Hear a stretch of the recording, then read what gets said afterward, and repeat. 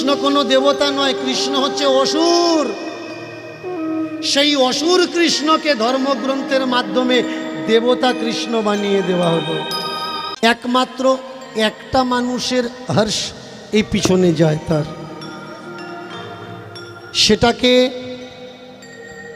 সেটা হলেন আমাদের গোরা। আমাদের গোরা, এই গোরাটাকে, যাকে অনেকে মহাপ্রভু বলে, অনেকে বলেন তিনি গত জন্মের কৃষ্ণ, অনেকে বলেন তিনি সত্যযুগের নারায়ণ, ত্রেতা যুগের রাম। তবে যারা পড়াশুনো করে তারা কিন্তু বলে না যে ইনি কৃষ্ণ ইনি রাম।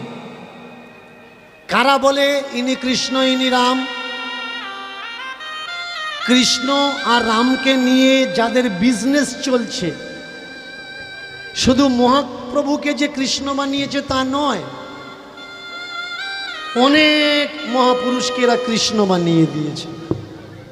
কারণ কৃষ্ণ বললে তবে বিজনেসটা চলবে, না হলে বিজনেসটা চলবে না।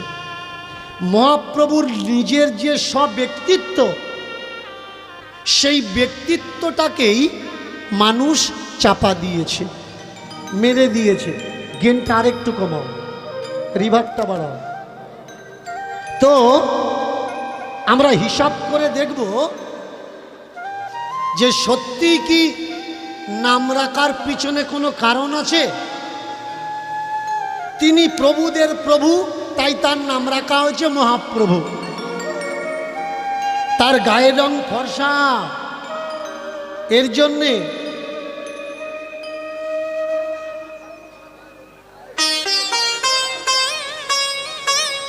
তার নাম রাখা হয়েছে গোরা। তাহলে তার নাম নিমাই কেন? মায়েরা,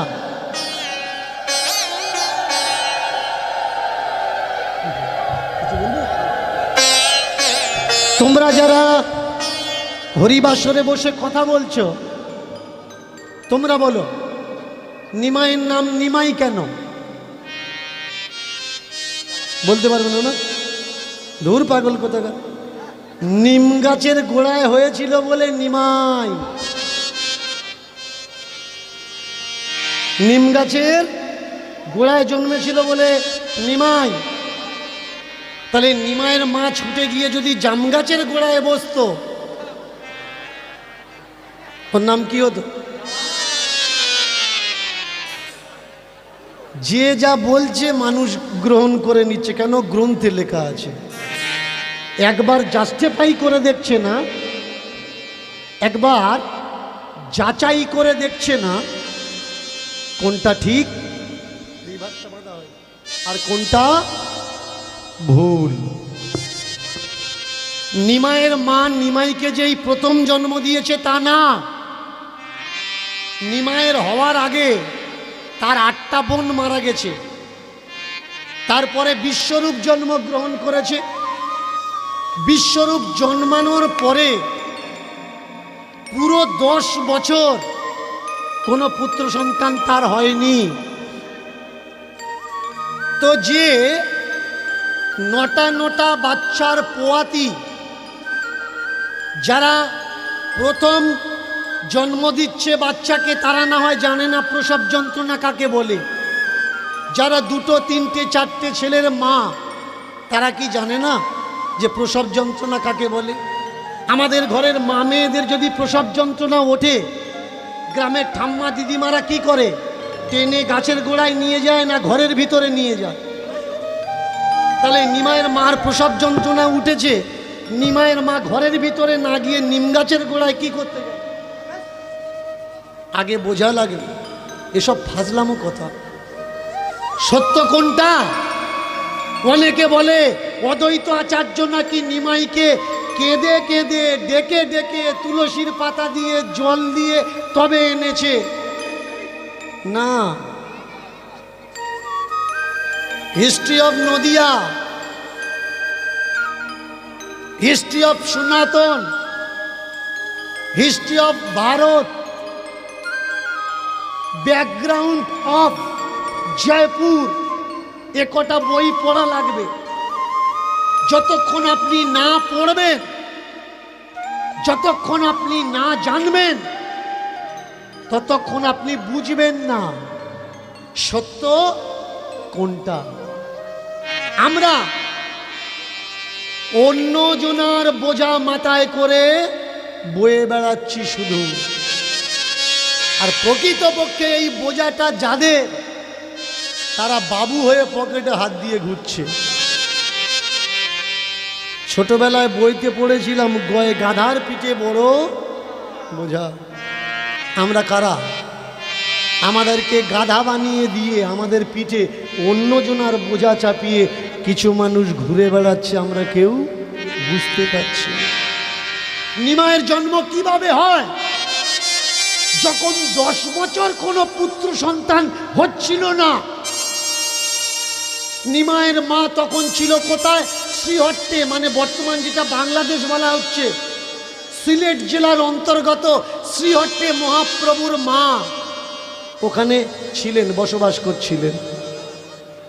আর সেই সময় ওখানে একটা মজার আছে, জয়পুরের মাজার, বুরহানের মাজার। এই বুরহানের মাজারে উনি গিয়ে 3 দিন 3 রাত ধন্না দিলেন। আর ওই বুরহানের মাজারে তখন চলছিল ছটাবি মুজাহিল, এগুলো আরবি লফজ। মুজাহিল মানে কি? যাদেরকে পীর ফকির বলা হয়। আজকের ছাড়া যদি 30 বছর পিছনে যান, দেখবেন গোয়াল ঘরে বসে পীর ফকিরা গৈলি গান গাইতো, গোয়াল গান। মুশকিল আসান করো দয়াল মানিক পীর। আর তাদের হাতে একটা চামর থাকতো, সেই চামর, এইসব সংস্কার সংস্কৃতিগুলো আর নেই আমাদের বাংলার বুকের থেকে, শুধু ইতিহাসে আছে, কিন্তু বাস্তবে সেই প্রাণবন্ধতা আর নেই, মিটে যাচ্ছে। তো সেদিন 3 দিন 3 রাত ধন্না দিয়ে তারপরে যখন বাড়িতে ফিরে এসেছিলেন মা সচিমা, তারপর থেকে গর্ভ সঞ্চার হয়।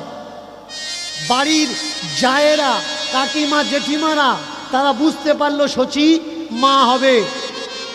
তাহলে জয়পুর থেকে গর্ভ নিয়ে শ্রীহট্টে এসে যখন বুঝতে পারলো আমি মা হয়েছি, তাহলে মাঝখান থেকে অদ্বৈত আচার্য কোথায় ঢুকলো? তুলসী পাতা ভাসানোর জন্য এ কোথায় ছিল?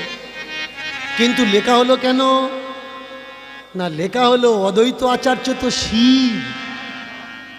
আচ্ছা, অদ্বৈত আচার্য যদি স্বয়ং শিব ঠাকুর হবে, যেদিন নদিয়া নবদ্বীপের ব্রাহ্মণরা নিমাইকে এক ঘুরে করে দিল তার বাবার শ্রাদ্ধে নির্যাতেদের নেমন্তন্ন করেছে বলে, শিব কেন ত্রিশূল ধরল না? কেন বলল না আমি শিব? আর এ হলো দাপর যুগের কৃষ্ণ। সেদিন কেন চুপ ছিল অদ্বৈত আচার্য?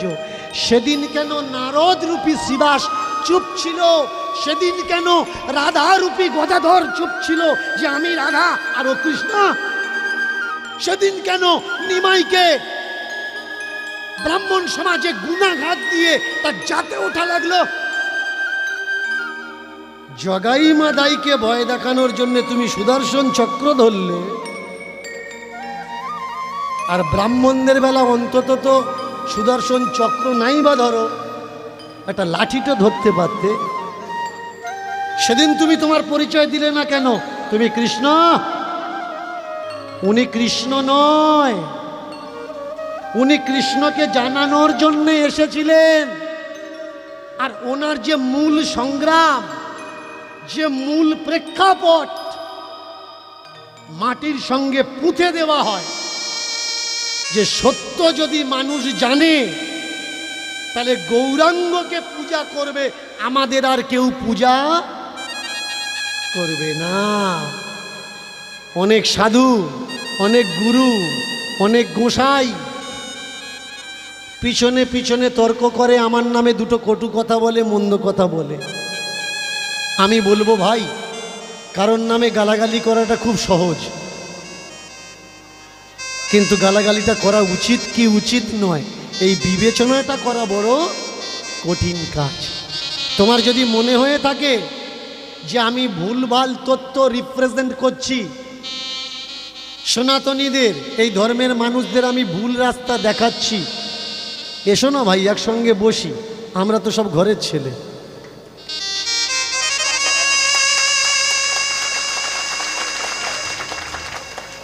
এক দু ঘন্টা বসে নেব, অসুবিধা নেই। আপনাদের জামতলা এসছিল অয়ন চক্রবর্তী, ভালো করে মন দিয়ে শুনবেন। আমি বলি না কেন, না বলার পিছনে কারণ আছে। কারণ এই যে ক্যামেরাগুলো চলছে না, এদের লাখ মানা করার পরেও মানুষের সামনে এরা খারাপটা নিয়ে আসে, এরা ভালোটা মানুষের সামনে প্রেজেন্ট দেয় না। তো আমি আশা রাখবো এদের থেকে, যারা ক্যামেরা রেকর্ডিং করছো, যেটা ভালো সেটা ছাড়বে, যেটা খারাপ ওটা ছাড়ার দরকার নেই। অয়ন চক্রবর্তী এসেছিল হোমযজ্ঞ করতে, দেশের শান্তির জন্য, কল্যাণের জন্য। তা যখন করুণাতে বাবা ছেলেকে ছুটছিল না, ছেলে মাকে ছুটছিল না, তখন তুমি কোথায় ছিলে বাবা? তখন তুমি যজ্ঞ করোনি কেন? এই আপনাদের পাশে বামনের চক, ওখানে কটা পণ্ডিত আমার কাছে এসছিল অয়ন চক্রবর্তীর সঙ্গে আমাকে ডিবেটে বসানোর জন্যে। আমি ওদের বলেছিলাম, তাহলে তোমরা ইন্ডিয়ার ব্রাহ্মণরা কিছু জানে না, যা জানে অয়ন জানে। এপারের ইন্ডিয়ার পূজাগুলো কারা করছে? তোমরা করছো না, অয়ন করছে। তাহলে বসলে তোমরা বসো। বলে না না, আমরা অয়নের সঙ্গে বসাবো। বসো। ওই ভদ্রলোকের টেলিফোন দুদিন আগে থেকে সুইচ অফ হয়ে গেছিল। আমি বলেছিলাম আমার নামটা বলো, প্যান্টে পেশাব করে ফেলবে। আর ক্যামেরায় ওপেন চ্যালেঞ্জ করছি, তোমরা যারা অয়নকে নিয়ে এসছো আর একবার নিয়ে এসো, আর একটা স্টেজ তৈরি করো, আমার সামনাসামনি বসাও। তারপরে বুঝবে যে কাকে বলে সনাতন ধর্ম, কাকে বলে মূল প্রকৃত জাতি রক্ষার কর্তা। আগে বোঝা লাগবে ভাই, এরা যেটা তোমাকে বোঝাচ্ছে ওটা সত্য নয়। প্রত্যেকটা রামায়ণ, মহাভারত, গীতা, ভাগবত থেকে, পুরাণ থেকে আরম্ভ করে ভগবান পরীক্ষা নিতে যাচ্ছে কি রূপ ধারণ করে? ব্রাহ্মণের রূপ ধারণ করে পরীক্ষা নিতে যাচ্ছে। কেন কাওরামুচির রূপ ভগবান ধারণ করতে পারলো না? কোথাও কেন লেখা নেই ভগবান মুচি হয়ে পরীক্ষা নিতে যাচ্ছে, কাওরা হয়ে পরীক্ষা নিতে যাচ্ছে, মেতর হয়ে পরীক্ষা নিতে যাচ্ছে? প্রত্যেকবার লেখা হলো ভগবান ব্রাহ্মণ হয়ে পরীক্ষা নিতে যাচ্ছে। তাহলে এখানে এর পিছনে একটা বড় চক্রান্ত কি? ব্রাহ্মণ জাতিকে বড় করার জন্য। শুধু তাই পরীক্ষা করতে যাচ্ছে না, পরীক্ষা করতে গিয়ে কর্ণের ছেলে বিষকেতু কর্ণকে বলছে, তোমার বাড়িতে আমি খাওয়া দাওয়া করতে পারি যদি তুমি তোমার ছেলের মাথা কেটে চাটনি বানিয়ে আমার দাও। এই কি ভিখারি স্বভাব হওয়া উচিত? তুই তো ভিক্ষে করতে এসছিস, চাল নিবি, ডাল নিবি, ছেলের মাথা নিয়ে কি করবি? আজকের ডেটে যদি তোমাদের বাড়ি কেউ এসে বলে যে তোমাদের বাড়ি আমি খেতে পারি, তোমার ছেলের মাথা কেটে দাও, কি করবে? ওর মাথা থাকবে তো, যে কথাটা বলেছি। তবুও আমরা বলছি এটা ধর্মগ্রন্থ। শুধু তাই নয়, স্ত্রী সতীর কথা দেখুন। ভিক্ষা নিতে গেছে কে? ব্রহ্মা, বিষ্ণু, মহেশ্বর। ভিক্ষা করতে গিয়ে সেবা দেবে, বললো তোমার হাতে সেবা নিতে পারি, তোমার দুধ দিতে হবে, দুধ খাবো তারপরে ভাত খাবো। আমাদের বাড়িতে কোনো ভিখারি এসে যদি আমাদের বউকে, মেয়েকে বলে যে আগে দুধ খাবো তারপরে ভাত খাবো, ও কি খাবে? দুধ খাবে, ভাত খাবে না? আগে মার খাবে নাকি আগে ধোলাই খাবে? এর দ্বারা বলতে চাইলো কি, পিছনে কত বড় একটা চক্রান্ত চলছে আপনারা বুঝতে পারছেন না। মানে ব্রাহ্মণ এসে যা চাইবে আপনাকে দেওয়া লাগবে। কারণ হতে পারে ব্রাহ্মণ রূপে কৃষ্ণ আপনার বাড়িতে এসছে। আপনাকে বুঝে নিতে হবে সত্য কোনটা, মিথ্যা কোনটা। কি চমৎকার দেখুন! শুধু তাই নয়, যুগে যুগে প্রতিবারে লেখার মাধ্যমে উচ্চ আসন কাকে দেওয়া হয়েছে? ব্রাহ্মণকে উচ্চ আসন দেওয়া হয়েছে। কিন্তু কোনো জাতি নয়। এ কথাগুলো আমার নয়, সম্পূর্ণ গ্রন্থের কথা, বইয়ের কথা। আমি পড়াশুনো করে কথা বলছি, কারোর কথা শুনে কথা বলছি না। আমি কাল্পনিক অলিক জগতে, কল্পনা জগতে আপনাদের ভাষাতে চাচ্ছি না। আমি চাচ্ছি সত্যকে জানো। সত্য কোনটা? কখনো গোপলা কৃষ্ণ দেখেছেন? গোপলা কৃষ্ণ দেখেননি না? কৃষ্ণের গোপ আছে না নেই? কৃষ্ণের গোপ আছে? নেই। কখনো নিজেকে প্রশ্ন করেছেন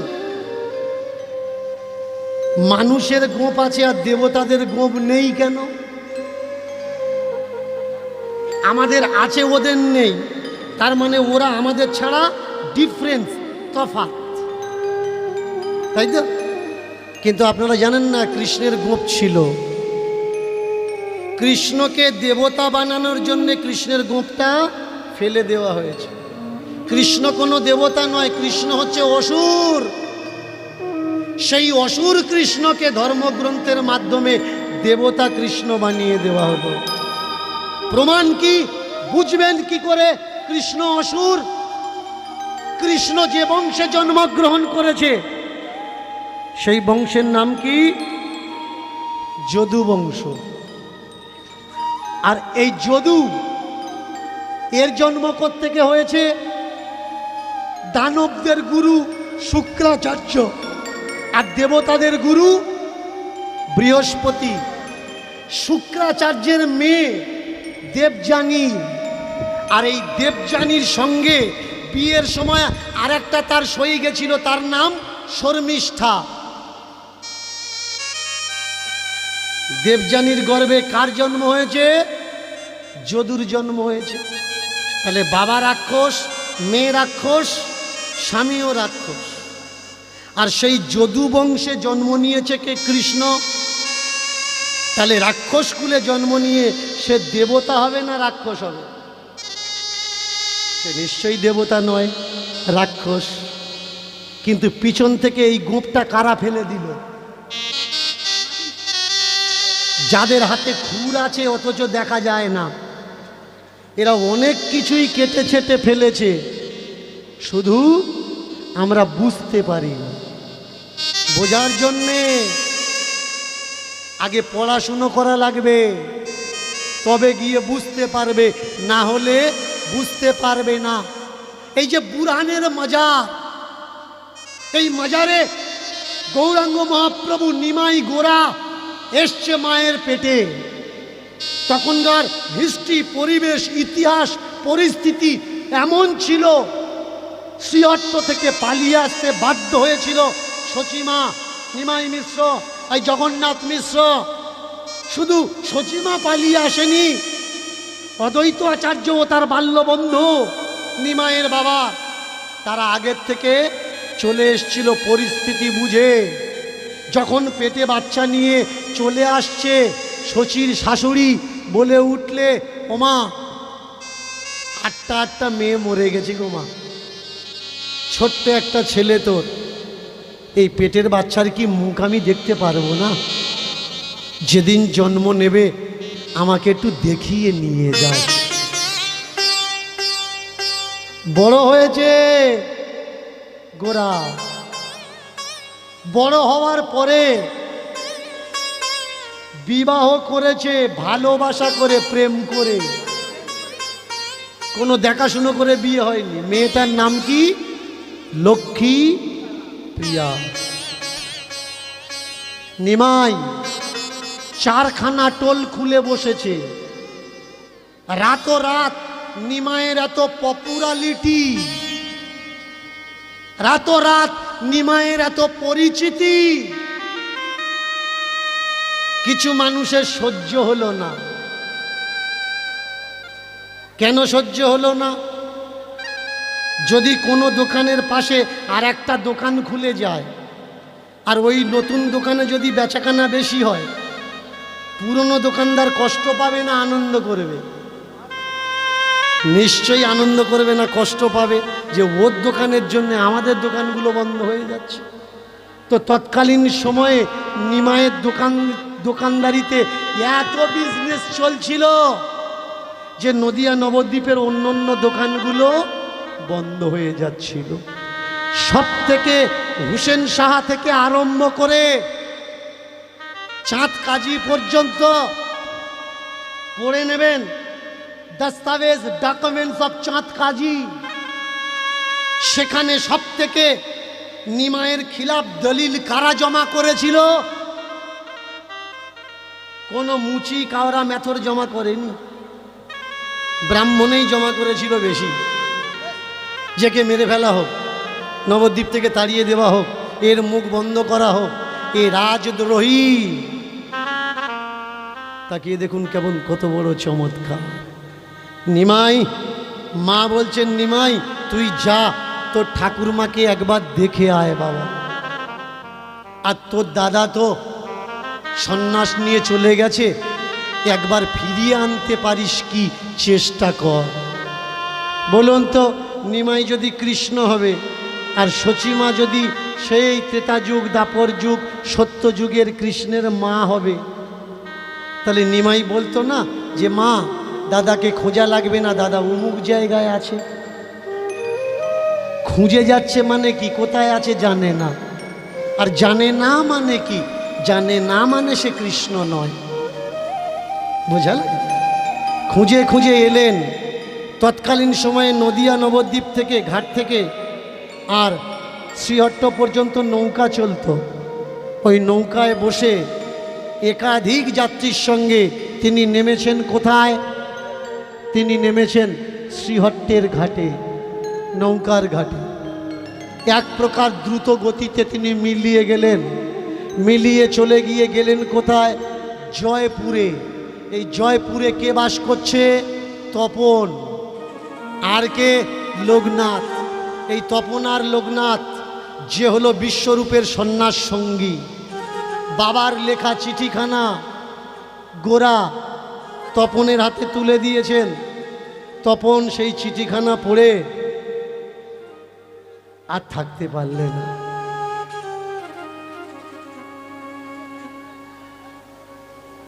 কে তুই? শিবরঞ্জন। কে তুই? জগন্নাথ মিশ্রের ছেলে, শচীর ছেলে। ওড়াবে না, ওড়ালে হবে। এসো আমার বুকে এসো। বড় স্বাদ ছিল তোমার দাদার সঙ্গে সন্ন্যাস গ্রহণ করব। কেন এসেছ? মা কাঁদছে গো, মা কাঁদছে। দাদাকে ফিরিয়ে নিয়ে যেতে এসেছি। তোমার দাদা মাঝে মধ্যে আসে বুরহানের মাজারে। তোমার দাদার নাম এখন আর বিশ্বরূপ নেই। সন্ন্যাস গ্রহণ করার পরে তোমার দাদার নাম হয়েছে শঙ্করারণ্য। চমৎকার কি জানেন? গৌরাঙ্গ মহাপ্রভুর বংশে কোনো সময় কেউ কৃষ্ণকে পূজা করেনি। মা কালী, মা চণ্ডীর পূজা করতেন। শ্রীহট্টের সেই তাদের পূর্বপুরুষদের মা চণ্ডী মূর্তি এখনো আসামে রাখা আছে। দাদাকে ফিরিয়ে নিয়ে যেতে এসছে। যাও। দশনামী সম্প্রদায়, শৈব মতে তিনি দীক্ষা নিয়েছেন। কোন গ্রন্থে লেখা আছে কৃষ্ণ ভারতী, কোন গ্রন্থে লেখা আছে কেশব ভারতীর থেকে তিনি সন্ন্যাস গ্রহণ করেছেন। সেখানে যা, তবে ওই মাজারে যারা যারা গেছে ওরা কিন্তু আর বেঁচে ফিরে আসেনি। তুমি যেও না, কারোর কথা না শুনে গেলেন, 2 ঘন্টার রাস্তা পায়ে হেঁটে মাজার। সেখানে মুজাভিলের সঙ্গে সাক্ষাৎ করে মুজাভিল দেখেই চিনতে পারলে তোমার মায়ের নাম সচি, আমার মাকে আপনি চেনেন। জগন্নাথ মিশ্র তোমার বাবার নাম, আমার বাবাকে আপনি চেনেন। তোমার নাম তো নিমাই গোরা, তোমার দাদার নাম তো বিশ্বরূপ। আপনি যখন সবাই চেনেন, আপনি জানেন আমার দাদা কোথায় গেছে। আমার দাদা বলতে পারেন সে এখন কোথায় আছে। তোমার দাদা ও তো খোদার বান্দা, ও তো আল্লাহর বান্দা। আল্লাহর খোঁজ করতে করতে সে কাশীর দিকে চলে গেছে। তবে শোনো, দেশের পরিস্থিতি খুব খারাপ। যতটা তাড়াতাড়ি পারো তোমরা এখান থেকে পালিয়ে অন্যদিকে চলে যাও, কারণ সনাতন ধর্ম বেশি দিন আর থাকবে না। এত অত্যাচার শুরু হয়েছে, হিন্দুদের ঘরের বউ মেয়েদের রাতরাত লুট করে নিয়ে চলে আসছে। যে ধর্ম পরিবর্তন করছে সে বেঁচে থাকছে, আর যে ধর্ম পরিবর্তন করছে না তাকে ধরে নপুংসক বানিয়ে দেওয়া হচ্ছে। সারাদিন কথোপকথন চলল, আর ওই কথোপকথনের ভিতর দিয়ে দাঁড়িয়ে আছে ওদিকে তপন, কখন নিমাই গোরা ফিরে আসবে। রাত অনেক হয়ে গেল, সারা রাতের শেষ নৌকাটা চলে এসছে, ঘাটে লেগেছে। তপন জানতে পারছে যে মনে হয় সে আর বেঁচে নেই, বেঁচে থাকলে চলে আসতো। কিন্তু রাত তখন 2-2:30 বাজে, একটা নৌকা এসে ঘাটে লেগেছে। ওই নৌকাটা মুজাভিলের প্রাইভেট নৌকা। সেই নৌকা থেকে নিমাই নেমেছে। নিমাইয়ের মুখে সেই হাসি, সেই খুশি, সেই আনন্দ আর নেই। বাড়িতে ডেকে নিয়ে গেছে, তাকিয়ে দেখলো যে নিমাই কাছা দিয়ে খোঁচা দিয়ে ধুতি পরে, সেই নিমাই বড় ধুতিখানা লুঙ্গির মতো করে পরে বাড়িতে এসছে। গোরা, ধুতিখানা লুঙ্গির মতো কেন? গোরা বললে, ওখানে না গেলে আমি জানতে পারতাম না সত্যটা কি।